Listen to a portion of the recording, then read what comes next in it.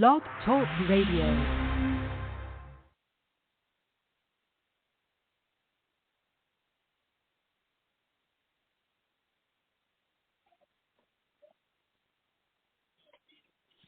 Hello, everyone. Thank you all so much for tuning into Yvonne Luttrell's podcast.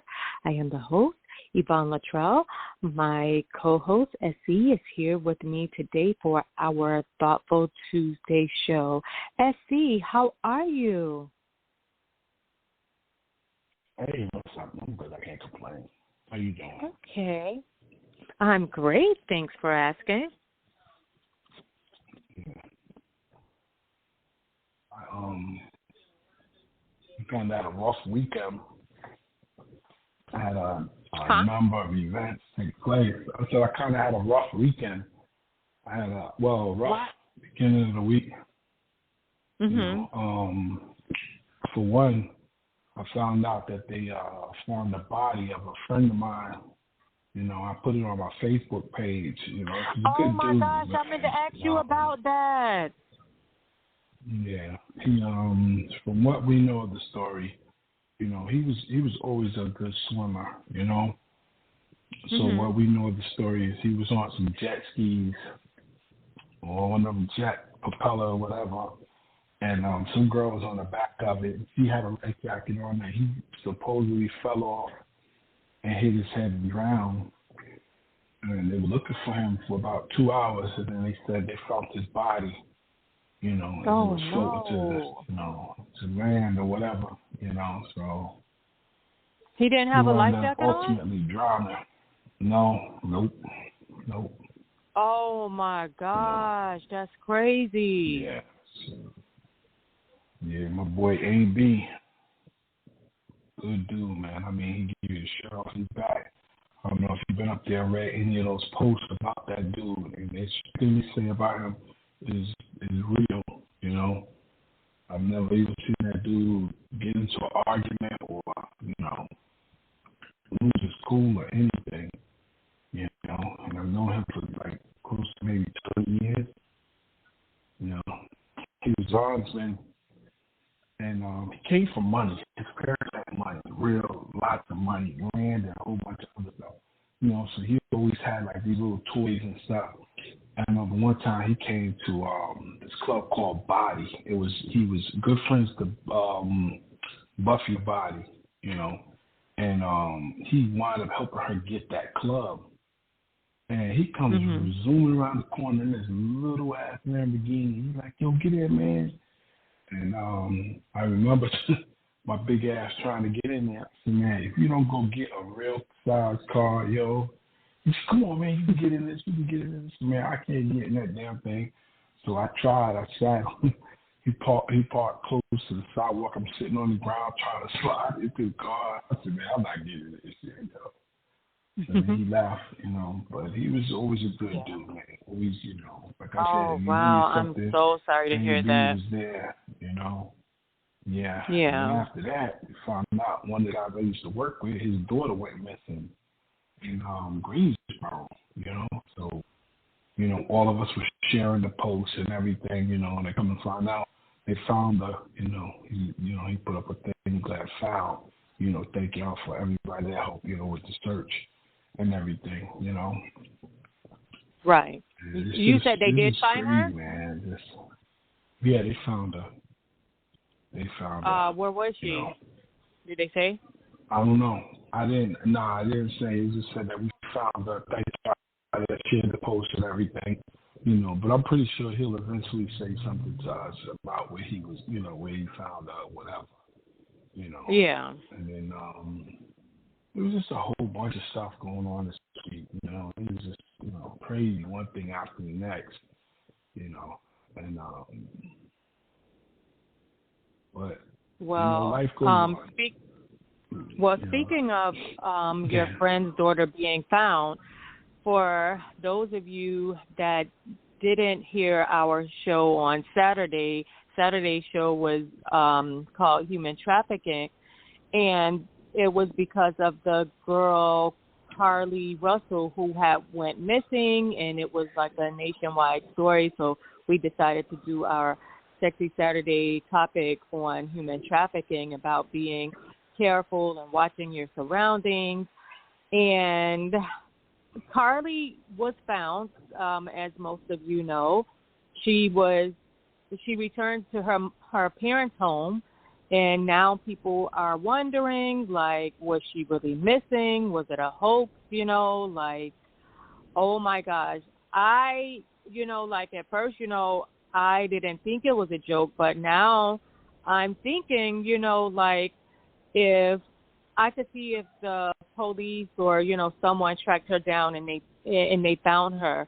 But the fact that she returned to her parents' home, and, it seems crazy, because it seems like if you got away from someone, you would go running and, to the to a highway or to a building and, like, help, hey, I'm Carlee, I'm the one who's been missing, call 911.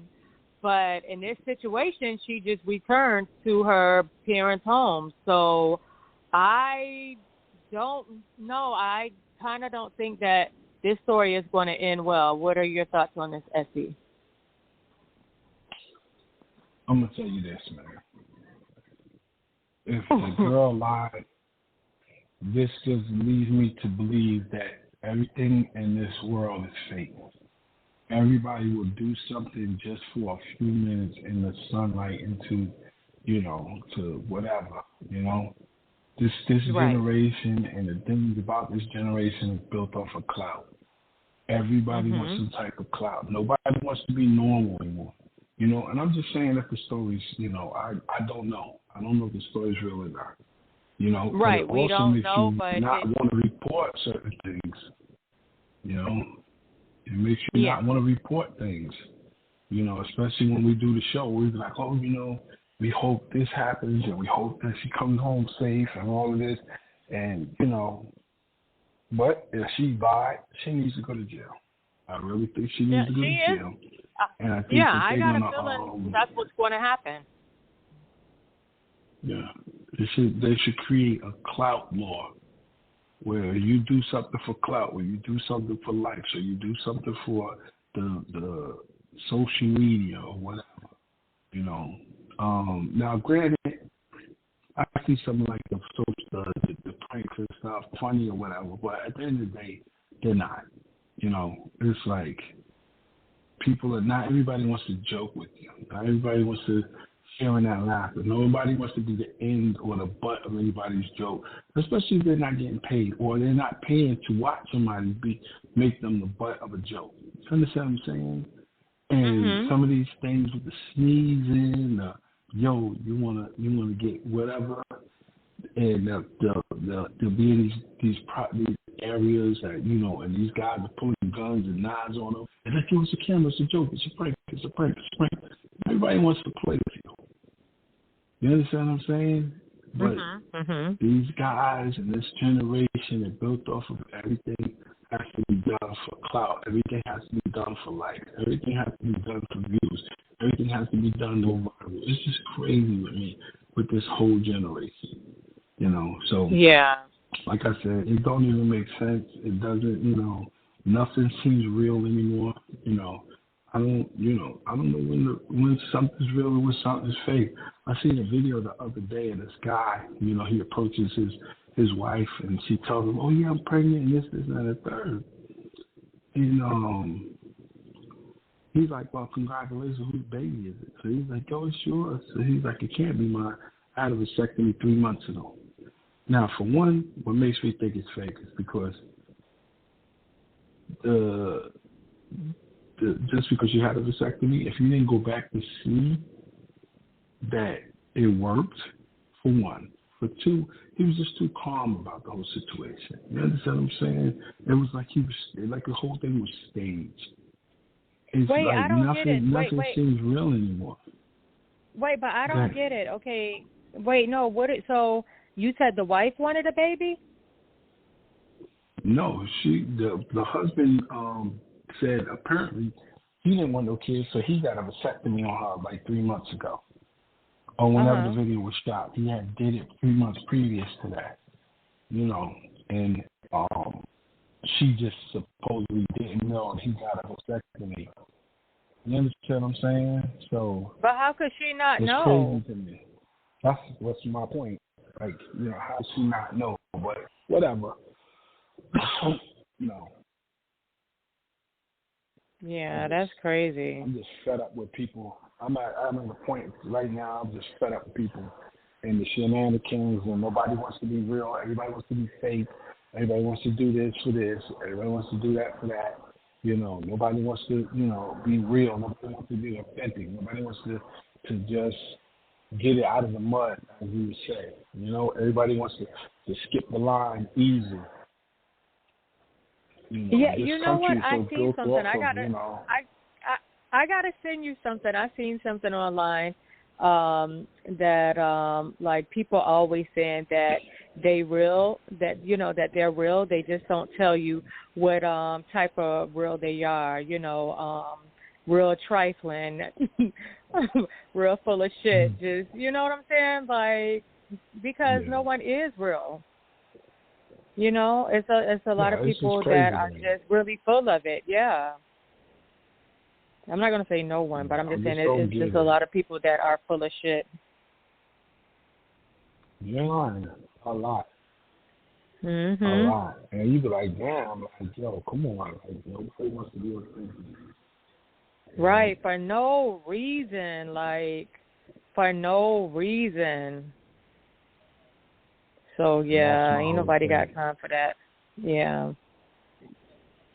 But yeah, so I just wanna just say again that, we really don't know what's going on with Carlee Russell, but at this point just looking at everything, I kind of don't believe the story now only because she returned home. And like I said, if she would have returned to, if she would have been running, screaming for her life somewhere, it would have been different. But now it just, it seems crazy, and it's sad because now if someone really do go missing, people may think, oh, okay, hey, this is another hoax. This is, someone else is playing games. So people, do not, oh my gosh, why? I don't even understand why would someone want to do that.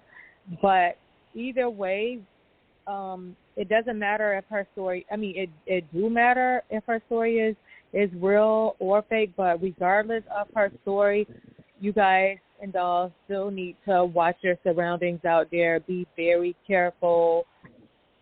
Still, if you see a body in the road, lying in the road, keep going, call 911. If you see a baby in the road, call 911. Regardless, don't try to be a hero because just you can be in a situation where you don't return home at all because right now we don't even know if her story is real or not. But that's all I have to say on that.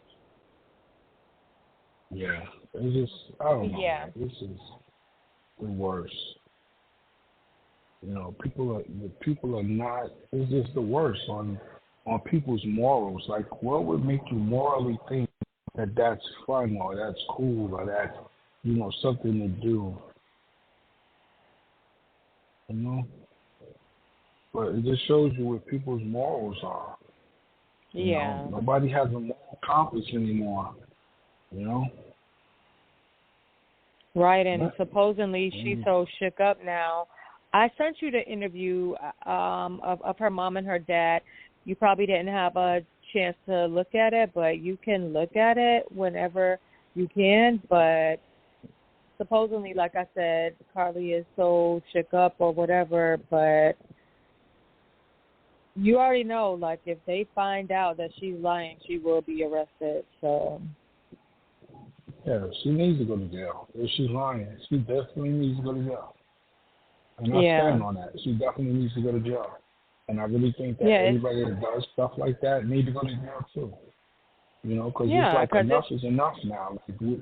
The world got enough problems. You got people pouring out money out of their pockets to find this girl or to send to the family for comfort and all this other crazy stuff. And they got other problems that's going on. You still got people in the world that care about other people in the world.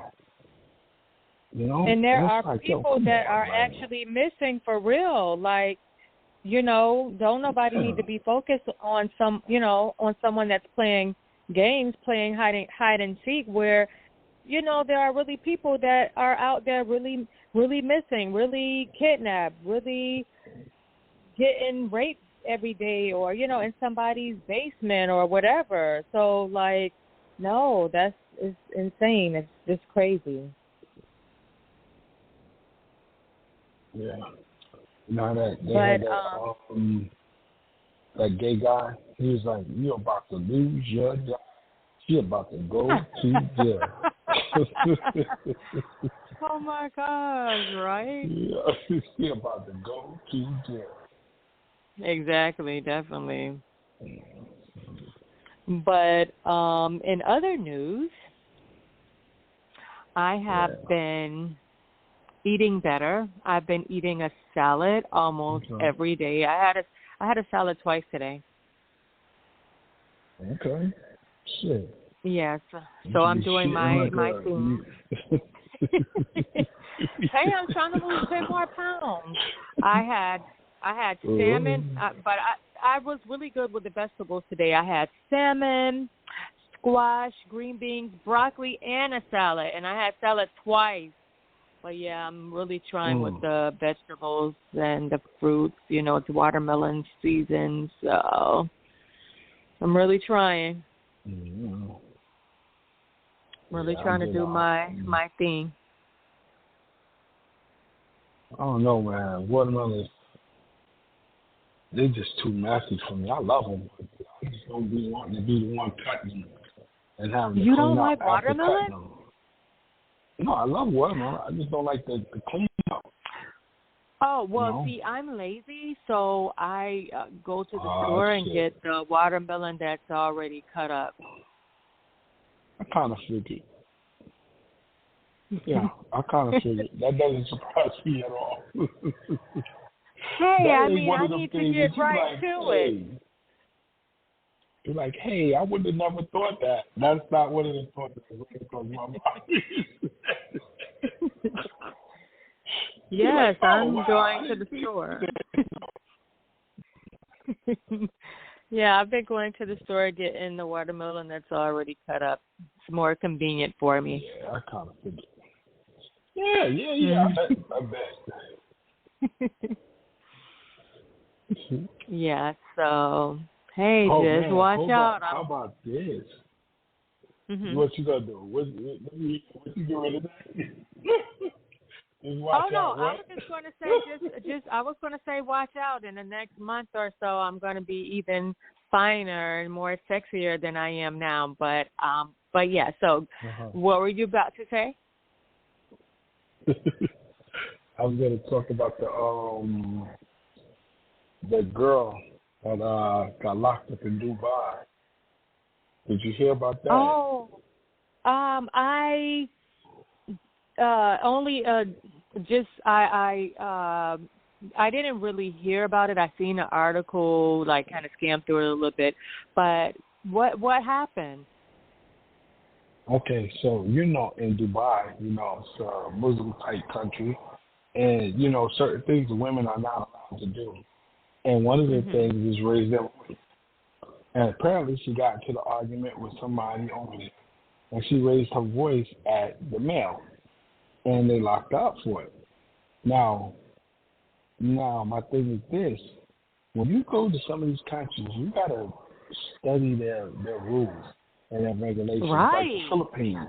Because we were talking one day, and everybody was talking about, because I made a statement, and I said, I wanted to go to Bali. So everybody said, where's Bali at? So I was like, Indonesia. So they said, that sounds like a good idea, this, that, and the third. Me and my girl could go, blah, blah, blah, blah. So I said, listen, I'm going to tell you, some of them countries, including Bali, if you're not married, you cannot share a hotel room with the person of the opposite sex, or they'll lock you up. Oh, my gosh. So that's a country that you have to be married, So they was like, man, you're right. I said, look it up. And then they was like, oh, shit, I didn't even know that. I said, yeah.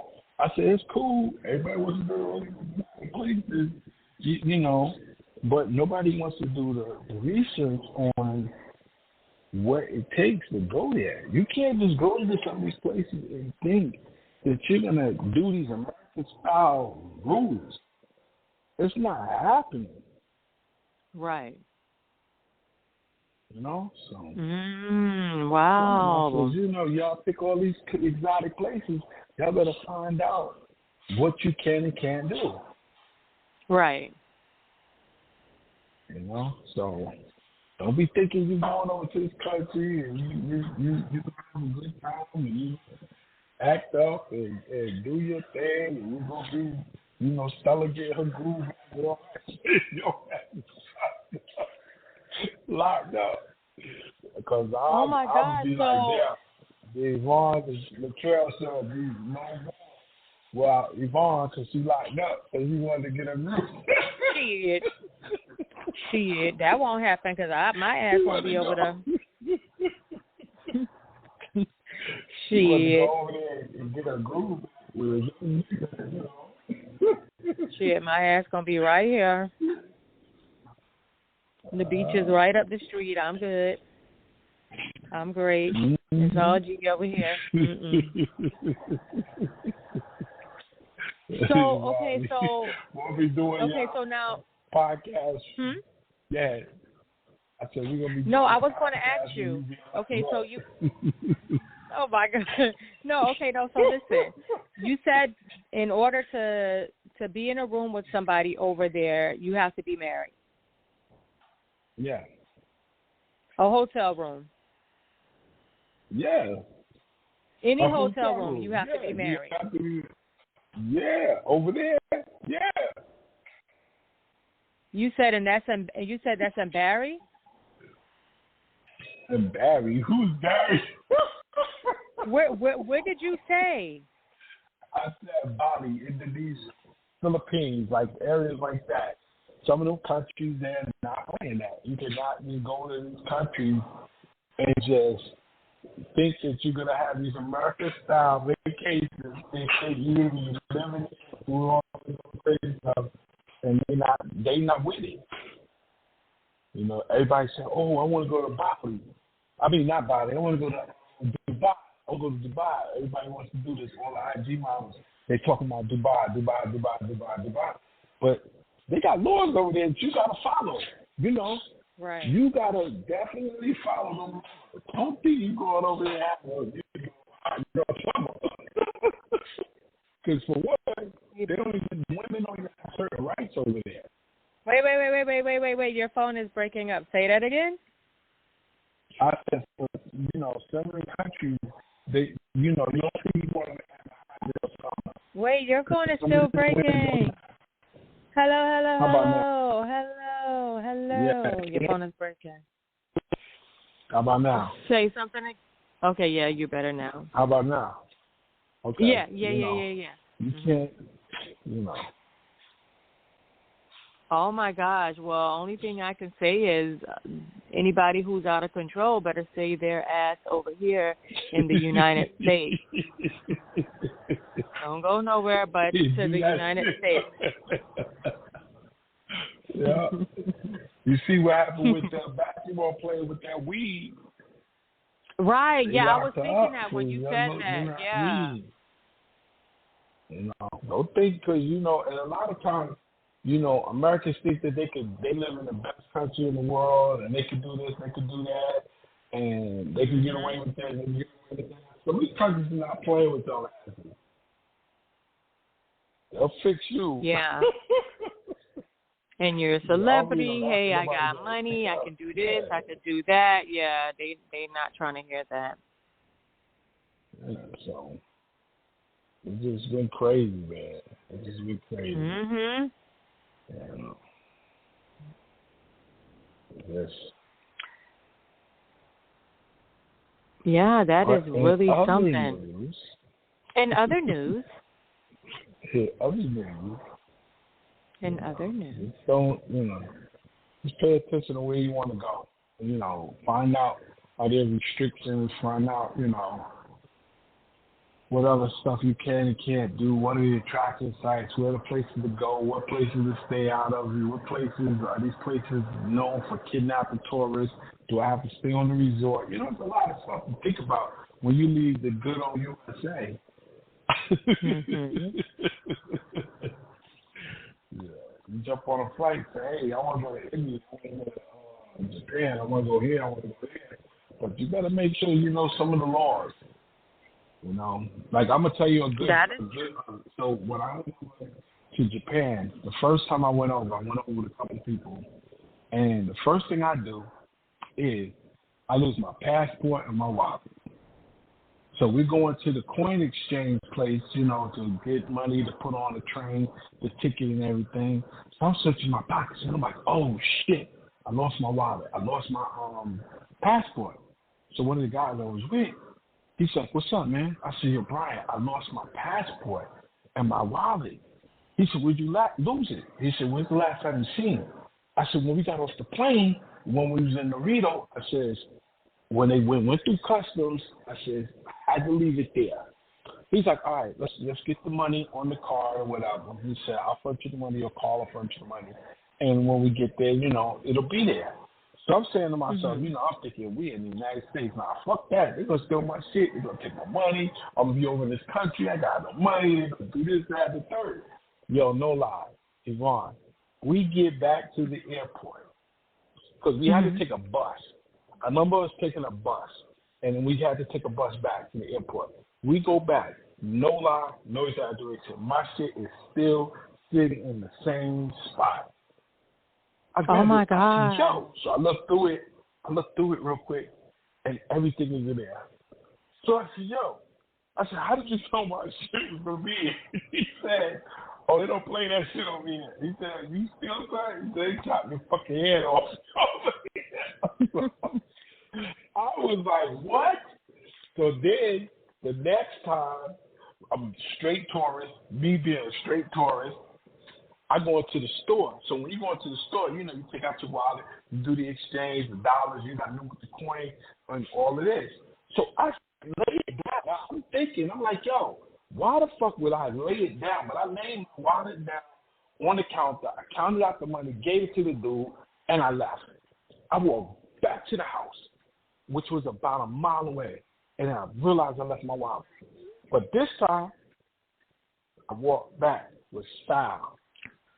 Right. Because I knew my shit was going to be there. So when I walked back, my shit was sitting right there. Oh, wow. Said, oh, okay. I said, y'all like it over here, yo. I like it over here. But yeah, they don't play that shit over there, boy. You still think while you in Japan, they cut you got their hair off. You know, so you see some people, they got one hand left. And you be like, where you at? I was in Japan. You know what they did? You know, but yeah, man.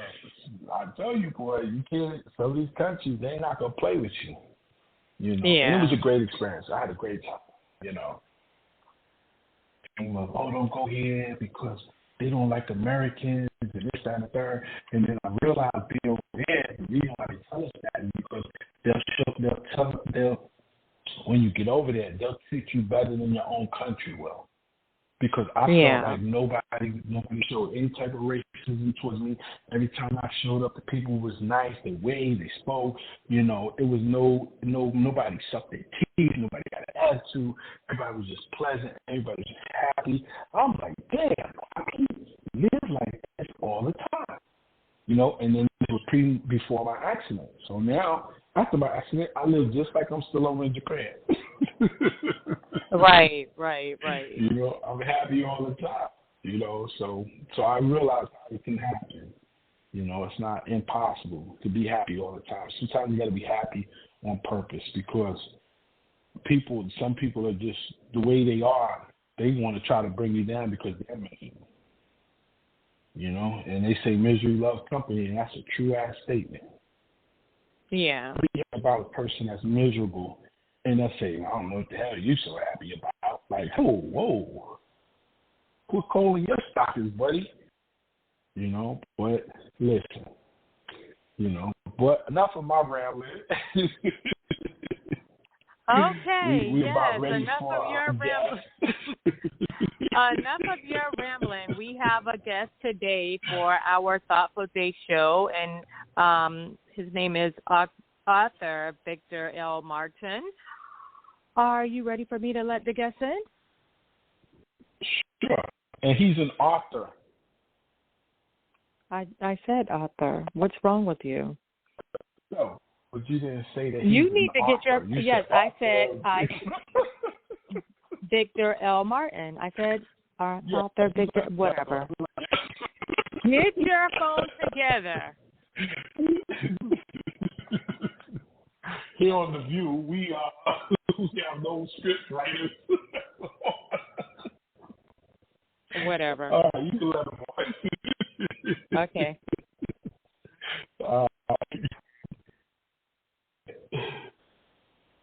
Okay. Hey, Vic, what's up, man? What's going on? Can you hear me? Yes, we can hear you we can hear good. you, Thank man. you. Okay. Welcome to the show. Thank you for inviting me. No problem, man. So, here on the Evolve the Trail show, every Tuesday we do interviews, and today we have author Victor L. Martin, and we're going to be interviewing him tonight. So, Victor, we're going to just ask you a couple of questions, Okay. So my first question to you is, tell us a little about yourself. All right. I'm 47, single, and sad to say I spent half my life in prison, unfortunately. But while I was in there, I wrote 14 books. Wow. I was out there for common law robbery, assaulting government official. It gave me a total of 17 to 23 years. I just got out May 30th of this year, about 2 months ago. I'm single, no kids. I love to write. Okay. My next goal is to jump into filmmaking. I'm trying to network and do that now. So right now just getting adjusted to being free, but a lot of people say it's hard, but it's not. Like I said, what I've been through has prepared me to face any challenge that I come across out here. So I'm like super driven, and like failure is not even an option. So, and going back to prison is definitely not an option. So yeah. Like the day I got out, I got my driver's license. The first day I got out, it was on a Tuesday, and that next Monday I bought my first car. So I'm doing what I'm supposed to do. Just focus, man. Just taking it day by day. Yeah. Yeah. Mm-hmm. Well, welcome home. I'm glad you're home. Thank you. I'm glad you didn't allow that circumstances to stop you from doing your thing, Right, So when you were locked up, is that where you discovered that you wanted to be an author, or you just used it to pass time? When I was, like I said, I didn't know anything about writing. I didn't take any classes or anything. It started when I was in the county jail right before I was sentenced. It was a jail I used to talk to. I used to tell them my exploits of my life of crime. So one day she was leaving for the weekend. She was like, well, you need to write a book. I was like, I didn't write no damn book. That's what I said. So, but I knew I was facing a lot of time. So when she left, I was just sitting in the cell like, damn, write a book. So they had me down in solitary confinement because I was wilding out. So I had to be in there by myself.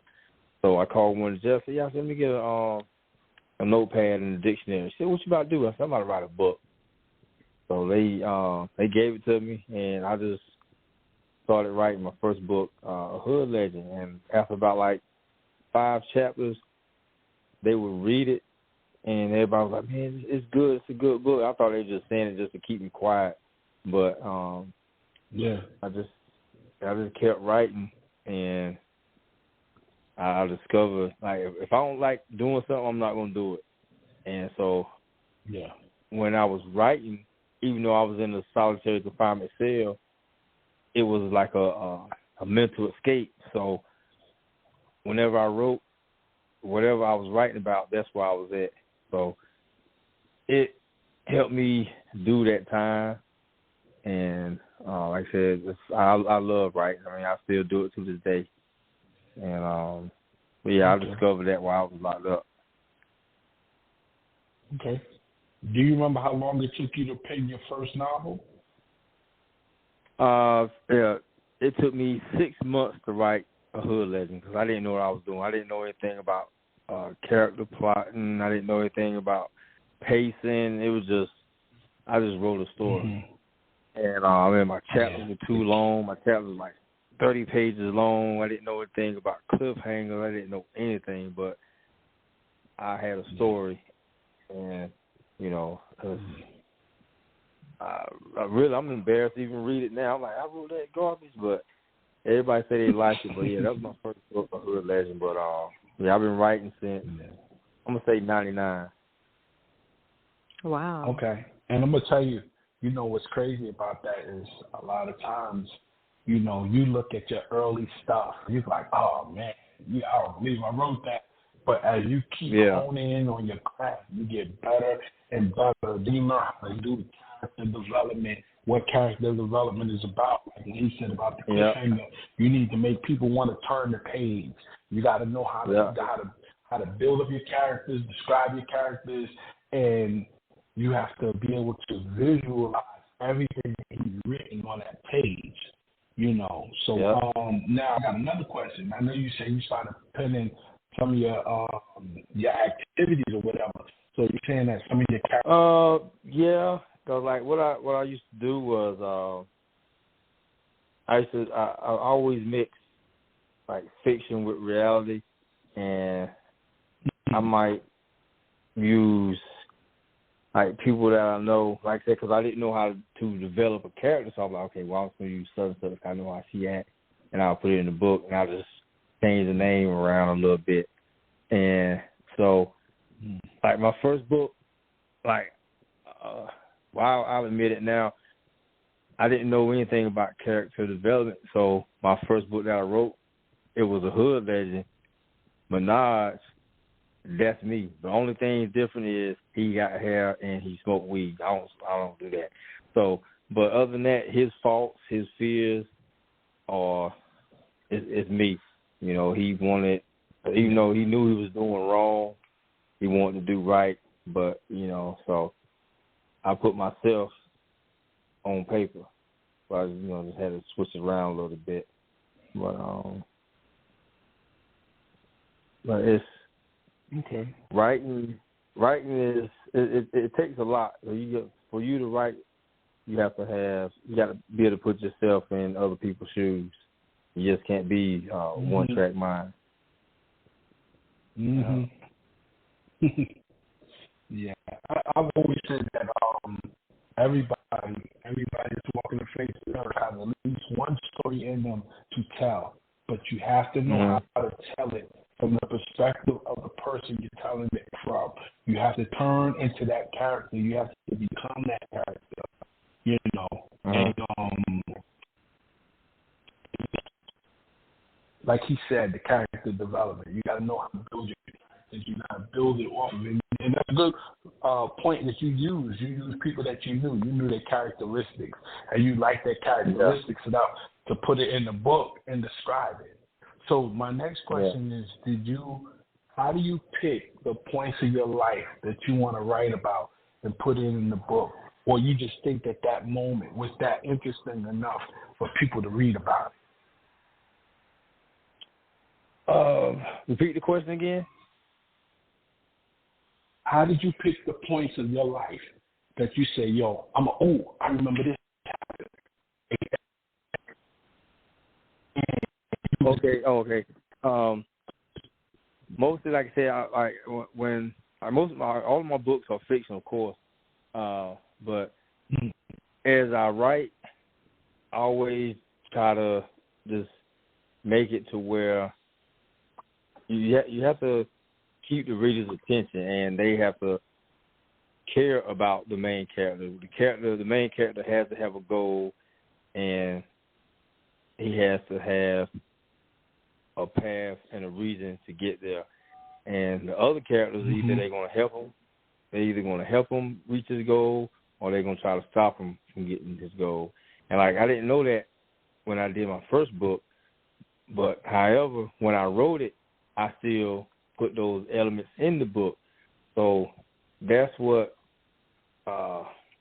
kept me going, because when I did start reading books on how to write, I'm like, yeah, I've been doing that. And so that encouraged me to even go harder. I'm like, okay, if I did this with a GED, imagine what I can do if I learn how to write.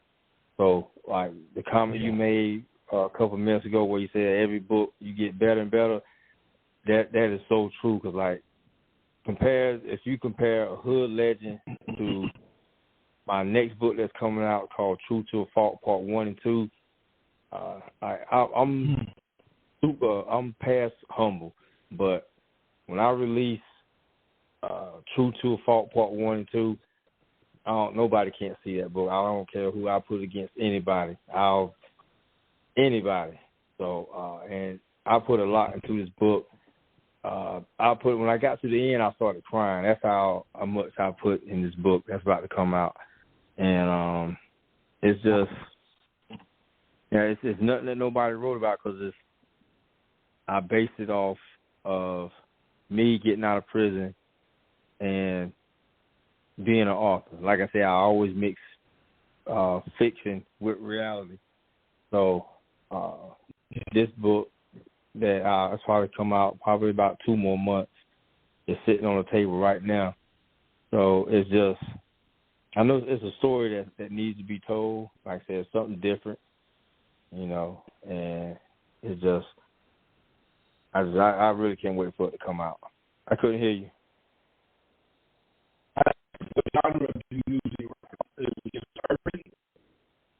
Let's see, your phone is breaking up.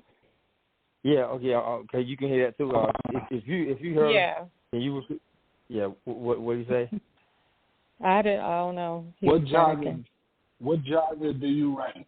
Do you just write urban? Oh, okay. I mostly write erotic fiction and urban, but my last novel that I wrote is called True to a Fault. That's a full suspense novel. It's I just wanted to jump outside of my squares and see if I could do it, and I did, because I don't want to be just labeled. And speaking of that, I think that the system is unfair. Okay, let's say if you go into the library, you're going to have fiction, nonfiction, horror, and what else you going to have?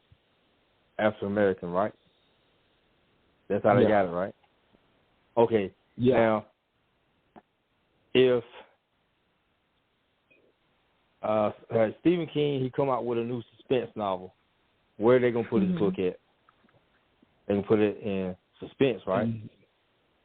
Yeah. Now, one of us wrote a suspense novel, people of color, where are they going to put that book at? It's going to be urban fiction.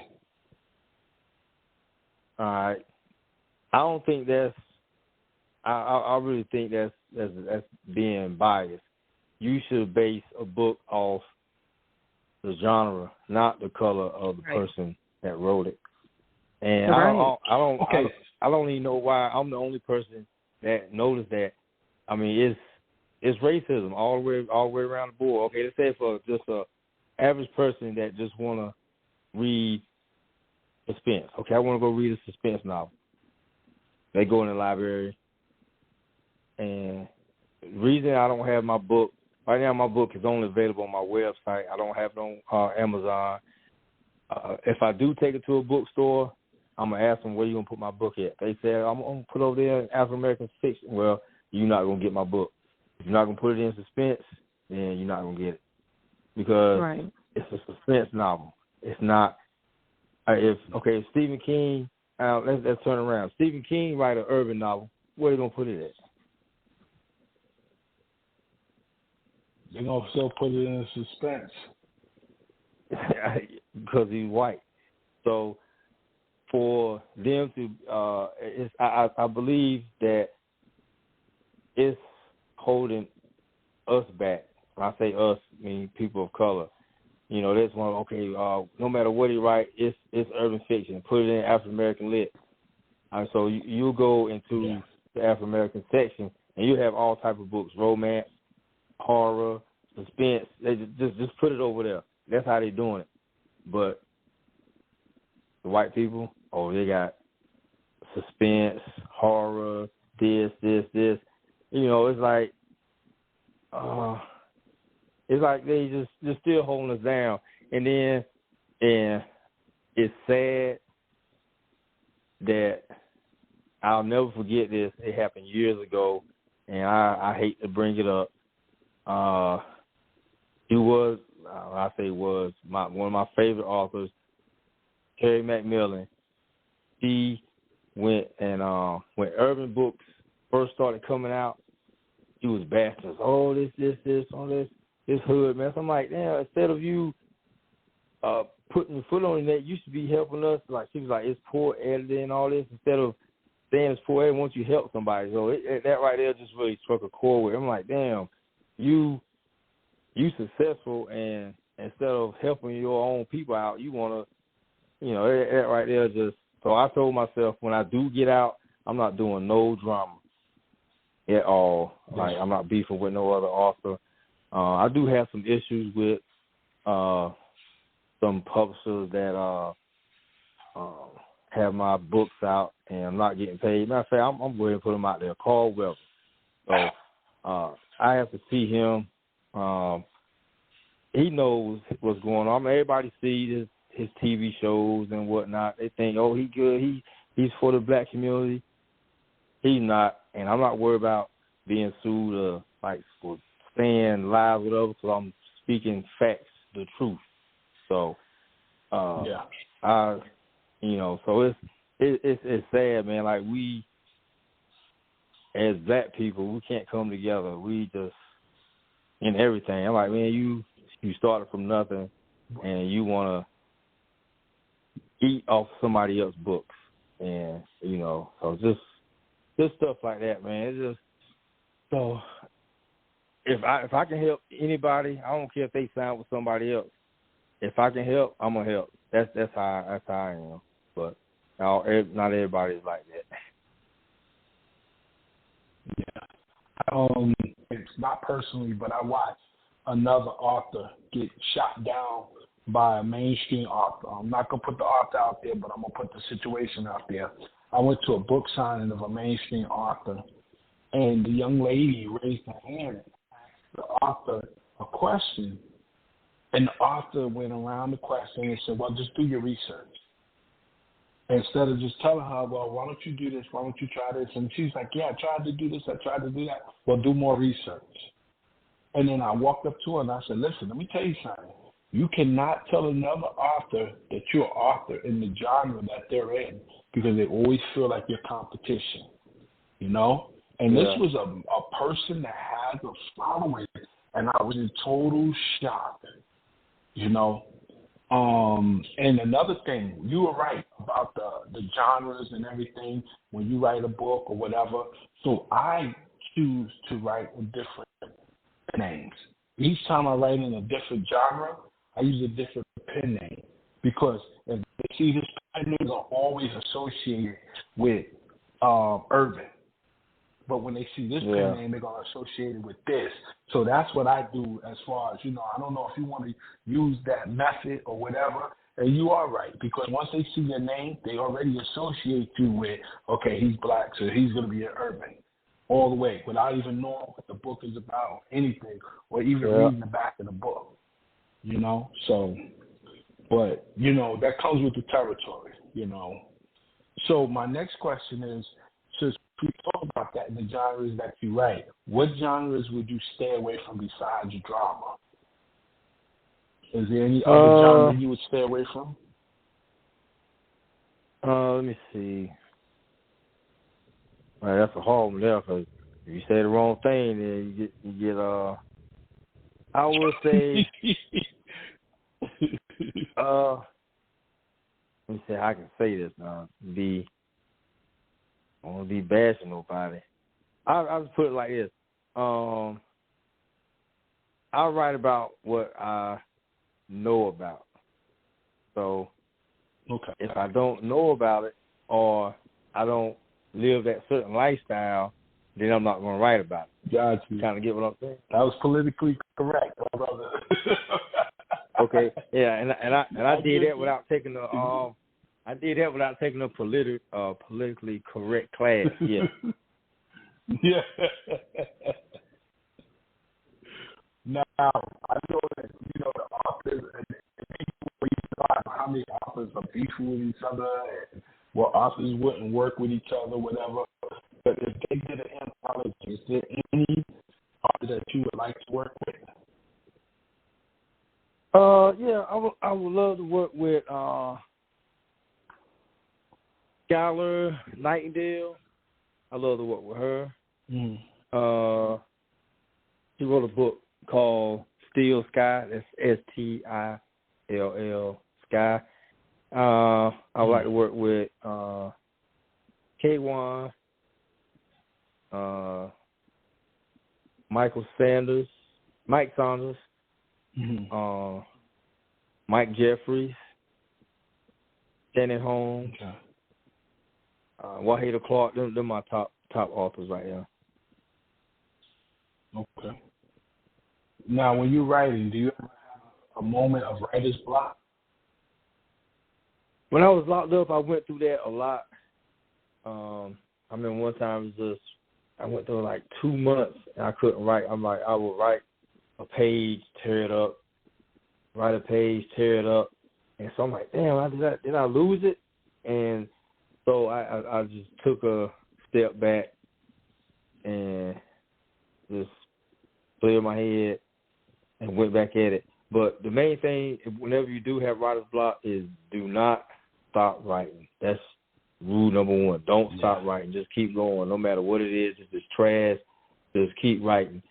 And like when people tell me they are trying to write a book, the best advice I can give them is not to try to write the whole book in 2 days. Pace yourself. You can do 3 to 4 or 5 good pages a day. That's it. Just 5 good pages a day, and you'll be finished in 3 months. But the thing is just to write every day, because once you get used to it, it'll become natural. Like me, I didn't realize how hard it is, like, because I've been doing it so long. Like, I get some paper, I'll start writing. I'll know after 10 pages to end it with a scene break, go to chapter 2. And, a lot of people don't know the format of writing, even just indenting a little bit, putting your quotations, writing your words. And I see some guys' manuscripts where everybody talking is on the same line, just got the same way it's in a published book. That's the format. Yeah. You got to write it just like that. And so, like I said, I had to learn through trial and error while I was writing. And so now, like I said, I just came home. Eventually what I want to start doing is doing like self-help classes to inner city kids that want to write, and just reach out to them. Mm-hmm. I want to be accessible. I don't want to be, even when I do make it, I don't want to be where I'm not accessible to my fans. I even want to go like, they doing like book sign or like a book club. I want to go to the book club and sit and talk with her. I don't want to be, because life is too short. And, Yeah. And the reason why I don't really care about what people say or how they judge me for my past, whatever. Okay, I don't know what your religion is, but who was the only perfect man to walk this earth? Jesus. With no, okay, did he lie? Did he lie? Did he lie? No. Yeah, did he lie? Did he steal? No. Did he No. cheat? Did he kill anybody? No. No. All right. And all of that, and look what they did to him. They still crucified him. Yeah. So with me, I know I can never be what he was. So I say that for everybody to, no matter how good you are to somebody, no matter how honest you are to somebody, people always want to try to put you down or hate for some stupid reason. So I always look back on that and like, man, look what they did to Jesus. And he didn't do anything wrong. So that's why I carried the way I carried. Just I just stay humble and just I know that my writing is going to take me somewhere. I don't know where, but I can't go nowhere but up because I'm at my lowest. And I've been doing it for so long. And like I said, now I'm home and I'm about to release my first book as a free man. So, and I really haven't put myself out there in public yet, but I'm going to have to start doing that. And this right here might be the stage for it. But like I said, I've been getting adjusted to being free and just taking it slow. But I'm here though. Okay. And I see you mentioned about the book clubs and everything. Now, we're coming to the end of the show. If a book club wanted to read one of your books, do you do meet and greets? And if so, how would they get in contact with you? They could go to my website. It's VLMartinProductions.com, or they could reach me directly at Victor L. Martin 1975 at gmail.com. Okay. No, I'm in the Charlotte area too. Okay, that's what I was gonna say. I know I've done a couple of book clubs, meet and greets, but they need to know your location so that they know to because there's a couple of book clubs in North Carolina that will actually have you come out to them and you go to lunch and everything, you discuss your book and everything. And you know what's crazy about that too, man, and the experience is so, you know, you feel exhilarated. You feel like, wow, you know, these book clubs really examine your book down to everything, and they will discuss it with you. And some of the stuff they'll bring up, you be like, damn, did I write that? Where was that at? Yeah. I would love to do that. So any book clubs in Charlotte, reach out to me. Yeah, reach out. Well, what are surrounding areas? You know, because you have, I can't remember the two book clubs that are in Durham, but you know this is pre-COVID, so I don't know what the book clubs are doing now, and I haven't reached out to any of them to see what they're doing now. You know, but we are. Yes, I'm sorry.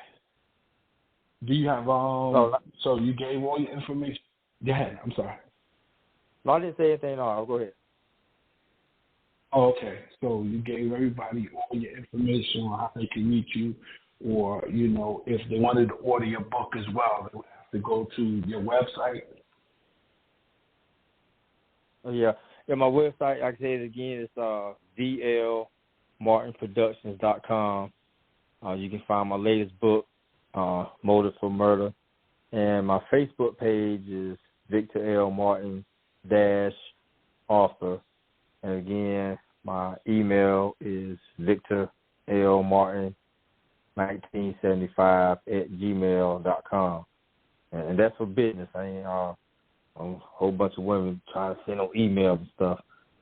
That's business. But yeah.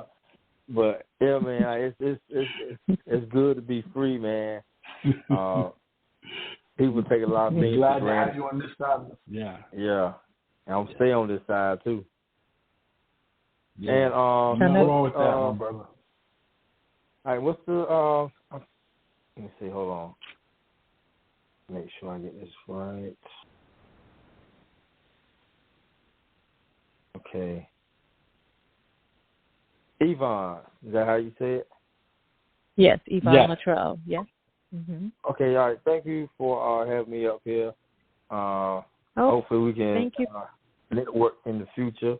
You know, matter of fact, I have, if possible, my next book, like I said, is coming out, True to a Fault. I'd like to send you the first 4 chapters, and if you would like to offer a blurb, to submit a blurb, and I'll put it inside the book. Okay. Okay. Wow. Okay. All right. Yes. And I'm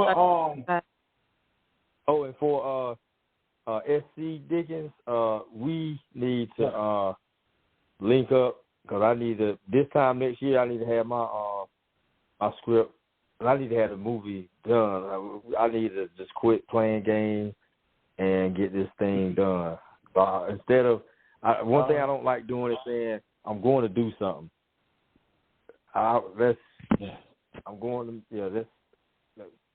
You got my number, so we need to get this done. Get these movies out. Oh yeah, definitely. I'm gonna reach out to you, man. I'm gonna send you some of them book clubs too.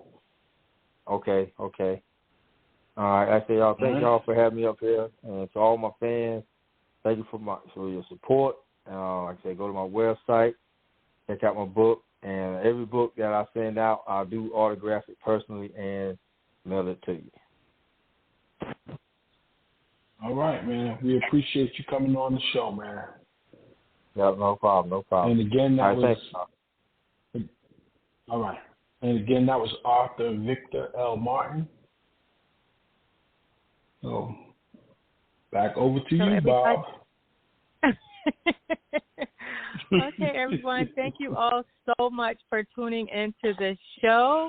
Join us on Saturday at 10:30 p.m. Eastern Standard Time. Good night, everybody. Good night, everybody. Hey, this was recorded, right? So it'll be on her podcast, so people can go back and listen to it later.